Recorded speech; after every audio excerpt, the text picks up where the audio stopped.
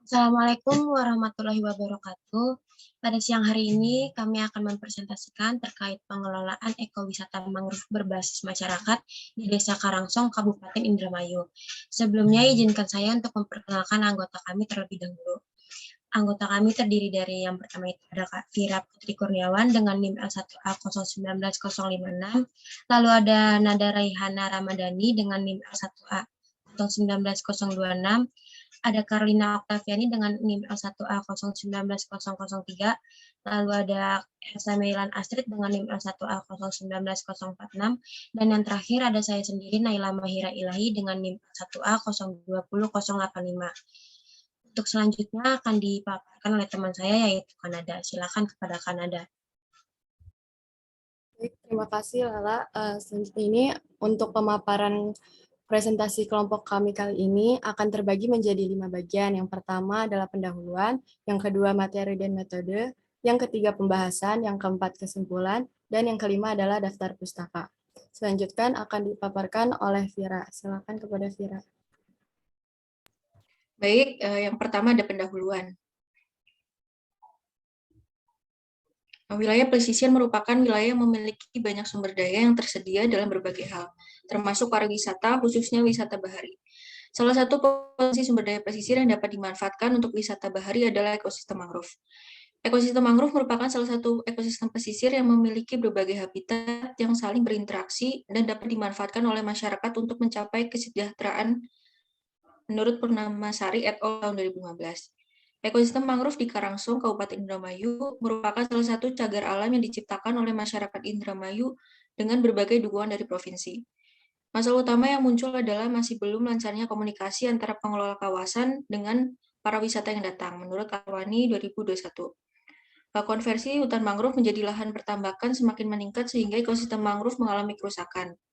Tujuan dari penulisan artikel ini adalah untuk mengetahui dan menyusun strategi dalam pengelolaan ekowisata mangrove berbasis masyarakat di Desa Karangsong, Indramayu, dan menjadi dasar informasi bagi stakeholder yang melakukan program konservasi mangrove sehingga mampu menghasilkan dampak signifikan terhadap masyarakat sekitar dalam pengelolaan pesisir, khususnya di wilayah ekosistem mangrove. Kemudian yang kedua ada materi dan metode. Yang pertama, materi penelitian. Materi dalam penelitian ini adalah kawasan mangrove Desa Karangsong, persepsi, partisipasi, dan aspirasi stakeholder. Kemudian ada metode penelitian. Metode penelitian yang digunakan dalam penelitian ini adalah metode studi kasus. Kemudian jenis data. Data yang digunakan pada penelitian ini adalah data sekunder. Yang keempat ada metode pengumpulan data. Teknik pengumpulan data yang digunakan dalam penelitian ini adalah studi dokumen. Kemudian yang terakhir ada analisis data. Yang digunakan dalam penelitian ini adalah analisis deskriptif dan analisis SWOT. Kemudian dilanjutkan oleh Mbak Elsa. Terima kasih. Ya, selanjutnya ini ada pembahasan. Yang pertama itu adalah potensi ekowisata mangrove. Desa Karangsong memiliki potensi wisata yang terdiri dari wisata alam, wisata budaya, wisata kuliner, dan wisata hiburan. Kawasan rehabilitasi mangrove yang berpotensi untuk dijadikan sebagai ekowisata merupakan salah satu potensi wisata alam yang baru saja diperkenalkan oleh Desa Karangsong. Potensi ini dilihat berdasarkan kondisi mangrove yang masih terjaga dengan baik dan dikelola oleh kelompok masyarakat yang solid dan mempunyai tujuan untuk mempertahankan kawasan mangrove yang ada di pesisir Karangsong sebagai green belt. Ya, selanjutnya ini ada strategi pengembangan ekowisata mangrove. Analisis strategi pengelolaan ekowisata hutan mangrove menggunakan analisis SWOT. Analisis SWOT adalah salah satu teknik analisis untuk mengkaji dalam suatu lingkungan secara keseluruhan. Berdasarkan matriks SWOT dan analisis AHP, dapat dilihat bahwa terdapat beberapa strategi yang bisa dilakukan dalam upaya pengembangan kawasan ekowisata mangrove di Desa Karangsong, yaitu koordinasi pemerintah dan masyarakat dalam mengembangkan ekowisata. Salah satu tujuan ekowisata adalah melibatkan masyarakat lokal dalam pengelolaan ekowisata, baik itu yang bersifat perlindungan terhadap hutan mangrove maupun dalam kegiatan pemanfaatan ekowisata lainnya untuk meningkatkan perekonomian masyarakat lokal. Ya, selanjutnya ada peran masyarakat sebagai pengelola.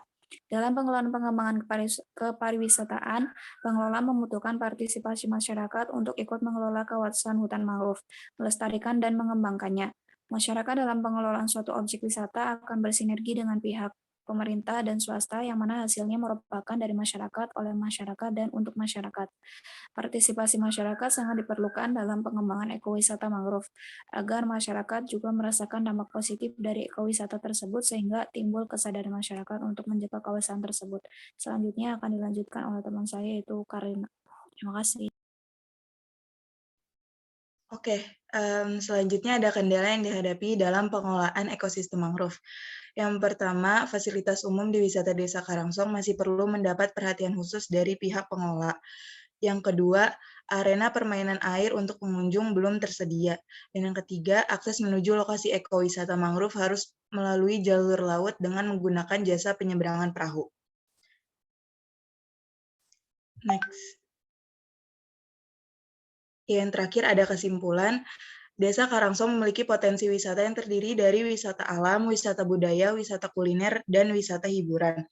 Strategi yang bisa dilakukan dalam upaya pengembangan kawasan ekowisata mangrove di Desa Karangsong diantaranya yaitu koordinasi pemerintah, masyarakat, dan pengelola dalam mengembangkan ekowisata hutan mangrove. Partisipasi masyarakat sangat diperlukan dalam pengembangan ekowisata hutan mangrove agar masyarakat juga merasakan dampak positif dari ekowisata tersebut sehingga timbul kesadaran masyarakat untuk menjaga kawasan tersebut.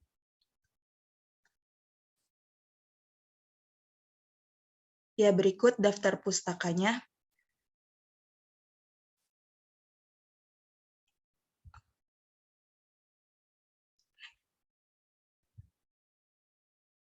Oke, sekian materi yang kami sampaikan. Saya kembalikan lagi kepada moderator. Terima kasih.